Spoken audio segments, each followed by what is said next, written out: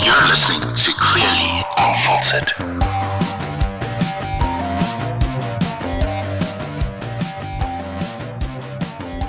So hey everyone, welcome to Clearly Unfiltered. It's great to be back for another episode in this season, which is all about the questions you have asked me, and I'm going to be sharing with you my unfiltered, probably unsolicited thoughts about certain things. And I also want to just mention again the inconsistency of this product. And in fact, a friend of mine said to me, don't call it the most inconsistent podcast on the internet. Call it sort of what it is. And that's that the podcast fits around your life, not that the podcast is your life. And so that's a good way of looking at it, I think, because I think as many folk with some of the struggles I have around ADHD and other things, and OCD, when we don't produce what we think people are expecting, it becomes really, really tough. Also, I realized something about the first episode in this season, and I wasn't very happy with it because I felt like it was so hard to put my thoughts down on how I actually feel about education and the education system.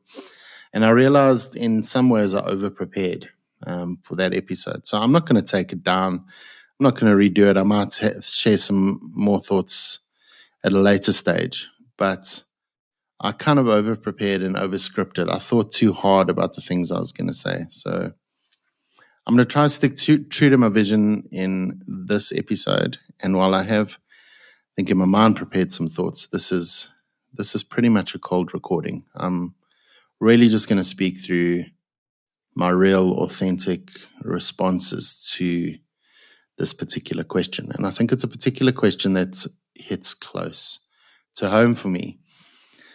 And so this is the question. I love this person's given it a title as well, which is Veiled Struggles, the Psychology of Concealing Invisible Illness. And so I want to say a couple of things first. I'm going to be speaking about this from my perspective and the veiled struggles I've had with invisible illness. And I hope some of the principles can apply. Also, you've called it the psychology of concealing invisible illness, the fact that we need to hide that and the psychology behind that. Although I did major in psychology at university many, many years ago, I'm not a psychologist, nor do I understand the nuances of this field. So I'm not going to talk as if I am a psychologist or I understand psychology, although I've spent enough time with the therapist probably to know a little bit. But I don't want to share advice from that point of view, and this is not about sharing advice anyway. So the question is, in your experience, do you think it's valid for individuals with invisible illnesses to feel ashamed and keep their diagnoses a secret? What are your thoughts on the psychology behind dealing with this decision, including the potential emotional challenges that arise from concealing the condition from others? This person says, I am currently hiding behind a pseudonym on Instagram to journal about my multiple sclerosis. Wow, there's so much in this. So I do not have experience with MS. I don't know many people other than the person who posted this who have MS. I haven't engaged with folk in particular around their experience of MS. But I think I resonate with the question because of my struggles with, in particular, I'll say recently, but sort of in the last 18 months, my OCD diagnosis. And then also understanding some of my other mental health struggles related to autism and ADHD, and how that I have been forced in many ways to show up in a neurotypical world as a neurodiverse person, but never having words to put to my neurodivergence, which I now have. And so I kind of understand both sides of this. So let's take this question piece by piece. First of all, the validity of people with invisible illnesses to feel ashamed and keep their diagnoses a secret. I think it is valid that you might feel that way, but I think it is wrong that society makes those of us with hidden illnesses to feel ashamed. I think it has more to do with society than with us as individuals. My encouragement is that it's a valid feeling. Don't invalidate your feeling. If you feel ashamed that you have to keep your diagnosis a secret, then that is a valid feeling because that is what you are experiencing. But that shame that you carry is not because of your illness, and it's not because of you, I would say. I would say that is a result of how society handles invisible illnesses or illnesses that they don't understand. And so I want to address that because I think that's a big piece of this. Is the question is, why do we have to keep our diagnoses a secret? So if you have some kind of very visible illness or an illness that people know about or have empathy and compassion for folk having, which are also very valid, there's a whole lot of space that is often held for folk. There's a whole lot of kind of grace that is given to people in work, in society, in engagement with others, when an illness is something that people understand or something that people know well. I think the problem with invisible illnesses or illnesses that people don't understand or conditions that people don't understand is they will often judge harshly the way we show up in the world because of those things, because the response from many people who do not experience these kinds of conditions or illnesses is, it can't be that bad, or just get over it, or maybe even in a work context, like you're dropping the ball, you're not showing up. In friendships, it could often be, well, you're not a very good friend, when they don't actually understand what you're really going through. So they think you might be simply making excuses. I'll give you an example of this. Over the years, I've had many friends, or my partner and I, Yolanda, have had many friends who don't understand our struggle with mental illness. So, for example, we will be invited to a social gathering. And as the social gathering gets closer, both of us feel this rising anxiety about being with people at that particular moment. We feel exposed. We feel we don't have the emotional energy to do that. And it's very difficult then to actually be able to verbalize that to folk, because if someone doesn't understand the impact of my neurodivergence on my ability to engage with people, particularly in terms of my autistic traits, I find it very, very difficult to hold conversation and small talk in an environment where you're at someone's house for a meal or whatever it is, particularly if there are people there that you don't really know that well or don't feel super comfortable with. You're always guarding the way you speak. You're always wondering, is something I say going to offend someone? You're constantly thinking about, what is my facial expression saying to people around me? Because I can often have a very bland facial expression, or I can often look very grumpy, even if I'm happy inside and having a good day. And I think, you're constantly, the amount of energy that it takes to manage those expectations, the expectations of neurotypical folk around how people should show up in the world. And so often you will say to someone, like, I just can't do it today. I just don't have the bandwidth, or I don't feel up to it. And where the shame comes in is, for many folk, that's not even a valid sort of excuse or response to a particular situation. They don't understand. So I don't know what it's like to have MS, but I would say maybe there's a similar thing there in terms of how tired one feels with MS and the lack of energy you might have at some stages, and feeling like you have to show up like normal because other people will think, well, you're not showing up in the world as you should. And so I think there is a problem with society and the way people see things. And I think particularly in workspaces, people need to grow their empathy muscles. Leaders and CEOs, people in charge, managers, line managers, need to hold a whole lot more space for folk who are suffering from conditions and illnesses that might not necessarily be the norm. And I think that would make a whole lot of difference to the shame that those of us feel around, let me, if you have a stomach bug and you've been like throwing up the whole night, you're nauseous as heck, then it's very easy to be able to say, Flip, I can't be in at work today because I've been up all night, throwing up, and I have stomach cramps and I'm not able to get out of bed. People will be like, fine, I don't want what you got. Whatever it is, take the time you need. But if I have to say to someone, I'm feeling so dark right now, I can't get out of bed, people don't see that as valid. They're like, well, just get over it. Just do it. And so I think there's that. And then the next part of the validity of what you're feeling, although I feel it's not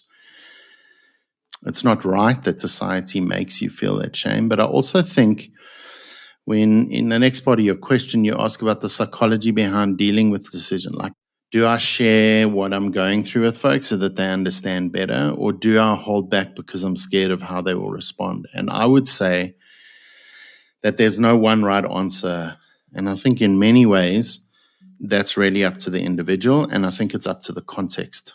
If there are some safe spaces in which you feel you are able to share your journey so that people understand and can support you, I think that's a good thing. I try and be as open as possible with a close circle of friends and my family about what I am going through and why I respond in certain ways that I do to the world around me because of my OCD and autism. So I'll give you an example. Like, I'm on some really great meds for my OCD in particular, which also manages my levels of anxiety during the day, which is great. But those meds kind of nearer the end of the day wear off, and I have very little, between that 4 p.m. and 6:30 p.m., like between end of the workday kind of time and supper time, I am on the edge. The smallest things out of place, like, really, really bother me. And sometimes I respond in ways to those around me in ways that upon reflection just seem maybe harsh or uncalled for. And so I've had to speak to those who are with me during that time, particularly my family, to help them understand where I'm at. And I've had to learn to verbalize in a moment before having some kind of meltdown or explosion or whatever it is. I've had to be able to say to folk, like, I'm not in a good space at the moment. This is what's going on. It's been a really tough day. I feel like my meds have worn off. I need to possibly take an anti-anxiety tablet, which I have on hand in case I need them, or whatever it is, just to kind of relax and be able to show up in the world as I can. So I have chosen to share that with folk. I've also chosen on a public platform like this to share about my struggles because I think it gives an opportunity for others to sort of see themselves in my journey. And I'm hoping that it's an encouragement for some folk. And so I think in some ways, even sharing on a public platform like this is easier because I don't have to deal with how people are receiving this information. I put it out there, I speak about it, and it's out there. It's not a personal sort of engagement. I think where I am more guarded about sharing about my struggles, my condition, my illness, my hidden illness or invisible illness is when I don't really know folk and when it's not necessarily appropriate. So there are probably a large number of people I engage with if I do speaking engagements and other things who would not know my particular struggles, and I'm able to mask those really well in situations like that. Although before and after engagements like that, I'm a wreck. I'm a mess. I'm very anxious beforehand. Afterwards, I'm emotionally drained. I think what I'm trying to say is that I believe we hold the agency and the power to share as much as we want to share in a particular situation. And we don't owe anyone anything. I saw an interesting thing on Instagram the other day, which really resonated with me and the struggles that I have. And that is, someone said, and it was a post about ADHD, but it fits in with my OCD and other things as well, and the mental health struggles that I have. And the post was, what a lot of people don't understand is that I can do difficult things easily. Difficult things are easy for me, but easy things are hard for me. Something that some people might find really, really difficult is standing up in front of 1,000, 2,000 people and sharing about, something they've learned or whatever. It's like a TED Talk or something like that. For me, like something like that is easy. But phoning a plumber to come and fix a leaking tap in my house is a whole lot harder for me than some of what might be seen as difficult things. And so I think hiding one's illness is valid. And I would say be open about your illness with people who are safe. And in a work situation, I would say possibly you need to figure out who that safe person is and have a good conversation with them about the realities of what you face.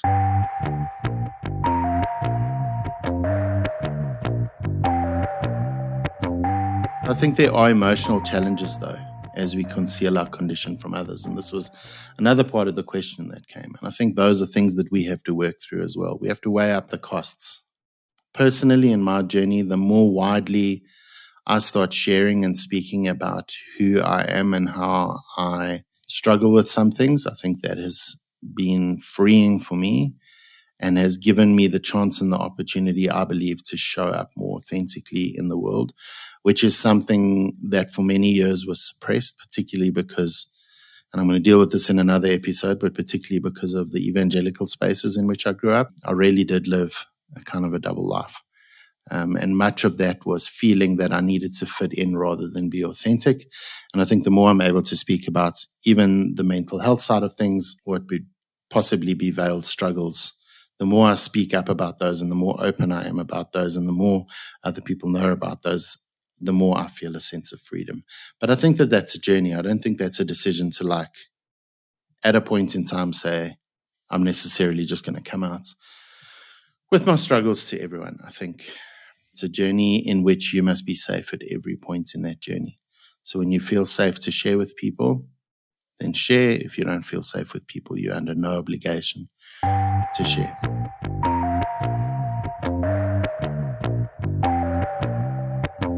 So lastly, you end with this, and I actually follow your Instagram journal as you speak about your struggles with MS. And you say that you're currently hiding behind a pseudonym on Instagram to journal about your MS. And I sense this is a struggle for you and that you want to be more open.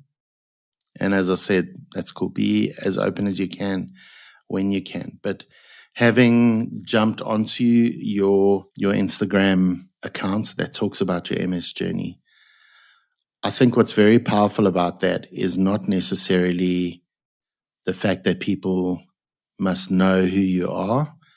I think you're using that platform, A, to share your own journey and as an outlet, it seems to me, but B, as an opportunity to help people understand the condition. And I don't think you must ever negate how powerful that can be for not only for you, but for other fellow sufferers of MS. For me, that has been following a number of accounts and YouTube channels or whatever that speak about neurodivergence and neurodiversity, both in terms of understanding my youngest child who is autistic and also understanding my own autism, OCD, and ADHD. And I find it very, very encouraging, even if those folk who are sharing are doing so anonymously.